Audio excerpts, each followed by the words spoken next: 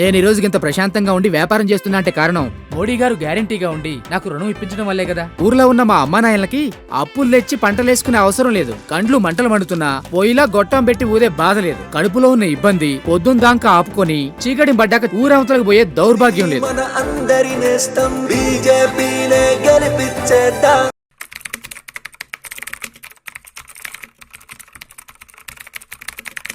నోరు మంచిది అయితే ఊరు మంచిది అవుతుందనే సామెత 100కి 100 రూపాయలు రాజకీయాలకు ఖచ్చితంగా సరిపోతుంది. ఈ సామెత ఎందుకు చెప్తున్నానంటే బాధ్యతాయుతమైన ప్రజా జీవితంలో ఉన్న వాళ్ళు నాలికను ఎప్పటికప్పుడు మడతేసి ఇబ్బందిలో పడే పరిస్థితి రాకూడదు. అయితే మంత్రి పదవిలో కొనసాగుతున్న సమయంలో సినీ నటి రోజా సెల్వమణి జబర్దస్త్గా చేసిన వివాదాస్పద కామెంట్స్ ప్రస్తుతం ఆమెకు గడ్డు పరిస్థితి తెచ్చిపెట్టాయనే టాక్ మీడియాలోనూ సోషల్ మీడియాలోనూ బలంగా వినిపిస్తోంది. సినీ నటి రోజాకు మెగా ఫ్యామిలీతో సన్నిహిత సంబంధాలు ఉన్నాయి. చిరంజీవి లాంటి అగ్ర హీరోతో కలిసి నటించింది. ఆమె మంత్రి పదవి చేపట్టిన తర్వాత స్వయంగా ఆయన పిలిచి తన నివాసంలో కుటుంబ సభ్యులందరికీ సన్మానం చేసి పంపించారు. ఆ తర్వాత మెగాస్టార్ చిరంజీవి గురించి అవాక్కులు చెవాక్కులు పేలారు. అయితే ఓ సందర్భంలో చిరంజీవి స్పందిస్తూ రోజా గురించి ఎంత తక్కువ మాట్లాడితే అంత మంచిదని చెప్పి అసహనం వ్యక్తం చేశారు. ఇక ఇండియాలో సూపర్ స్టార్లలో ఒకరు రజనీకాంత్.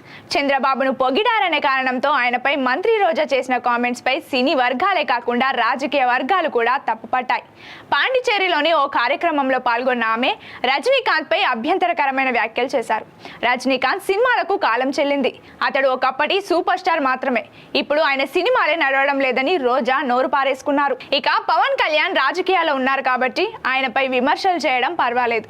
కాకపోతే రాజకీయంగా విభేదించాలే కానీ వ్యక్తిగత దూషణలకు పాల్పడడం వివాదంగా మారింది. అధికారంలో ఉన్నప్పుడు ఏది పడితే అది మాట్లాడకూడదు.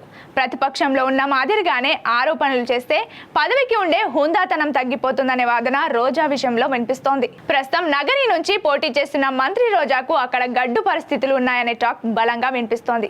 నగరిలో తమిళ ప్రభావం ఎక్కువ. అక్కడ రజనీకాంత్ కు విశేషంగా అభిమానులు ఉన్నారు. ఈసారి రజనీకాంత్ తమిళ అభిమానులు ఆమెకు వ్యతిరేకంగా మారారనే అభిప్రాయం వ్యక్తమవుతోంది.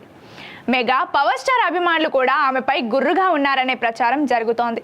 ఇలాంటి సినీ అభిమానుల ప్రభావం అలాగే అక్కడ బలంగా ఉన్న టీడీపీ అభిమానులు కార్యకర్తలు సానుభూతి పరులు రోజాకు వ్యతిరేకంగా ఓటు వేయాలని నిర్ణయించుకున్నారనే విషయాన్ని తాజాగా సర్వేలు బలంగా చెప్తున్నాయి. ఈ ముగ్గురు హీరోల వ్యతిరేక ఓటు ప్రభుత్వంపై అసమ్మతి ఓటు ఆమెను ఓడిస్తాయా?